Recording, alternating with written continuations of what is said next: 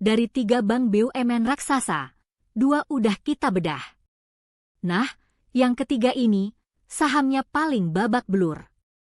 Minus 20% dalam setahun.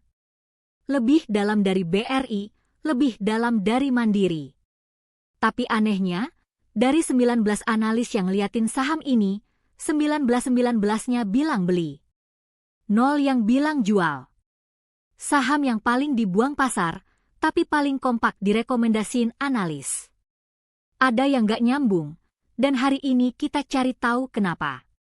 Seperti biasa, konten ini untuk tujuan edukasi, bukan merupakan nasihat keuangan atau financial advice. Keputusan tetap di tangan lo. Kenalan dulu. BNI itu bank BUMN paling senior.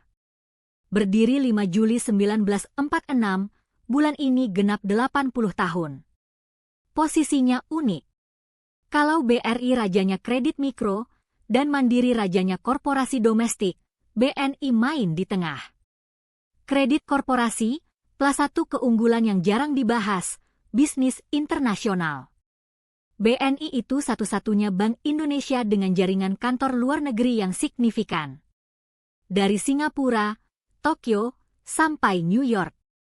Ditambah mesin digital barunya, aplikasi Wonder, yang lagi digenjot buat ngejar dana murah. Ukurannya memang paling kecil di antara bertiga. Tapi justru itu yang bikin ceritanya menarik. Pasar menghargai saham ini paling murah, dan sekarang kita cek, apakah itu adil? Kita jujur dulu. 2025 bukan tahun yang bagus buat BNI. Laba bersihnya 20,04 triliun rupiah, turun 7,15% dari tahun sebelumnya. Satu-satunya dari 3 bank besar yang labanya turun sedalam itu. Likuiditas ketat, biaya dana mahal, marin kejepit. Dan ini alasan pertama kenapa sahamnya dihukum pasar. Tapi masuk 2026, arahnya berbalik. Kuartal pertama, laba 5,66 triliun rupiah, naik 5% dibanding tahun lalu. Dan yang lebih penting dari angka labanya, adalah mesin di baliknya. Kredit tumbuh 20,1%. Paling kencang di antara bank besar. Dana murah alias kasa melonjak 26,6%, sebagian besar berkat aplikasi Wonder tadi. Dan rasio kredit macet justru membaik ke 1,9%. Jadi polanya kebaca. 2025 kena pukul. 2026 mulai bangkit. Tapi harga sahamnya masih diparkir di posisi kena pukul. 4 tekanan makro yang kita bahas di video Mandiri masih berlaku semua. BI rate 5,75%, asing keluar, sentimen politik, dan tarif Amerika. Tapi BBNI dapat bonus tekanan yang spesifik buat dia. Pertama, laba 2025-nya beneran turun. Jadi pasar punya alasan fundamental, bukan cuma sentimen. Kedua, marin bunganya paling tertekan karena perebutan dana yang bikin biaya mahal. Ketiga, ada kenaikan tipis kredit bermasalah di segmen kecil dan konsumer. Dan keempat, ini menarik, manajemennya sendiri terbuka bilang, dalam skenario terburuk, minyak dunia $150 dan rupiah tembus 20.000, NPL bisa naik 1,6 poin. Transparansi kayak gini sebenarnya sehat. Tapi buat investor yang penakut, malah bikin makin mundur. Hasilnya yaitu tadi. Minus 20% setahun. Terdalam di kelasnya. Sekarang sisi lain timbangannya. Untuk tahun buku 2025, BNI bagi dividen 13,02 triliun rupiah. Atau 349,41 rupiah per saham.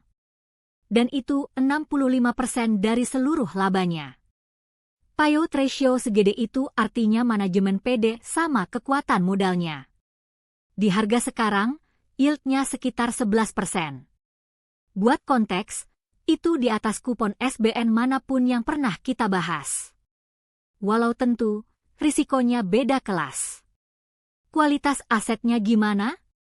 NPL 1,9%. bukan sekelas Mandiri yang 0,96.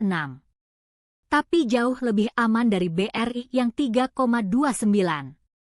Ingat, beda medan main.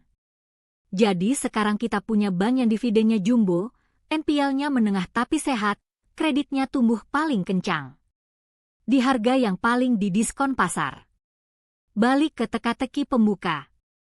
19 analis, 19 bilang beli, 0 jual.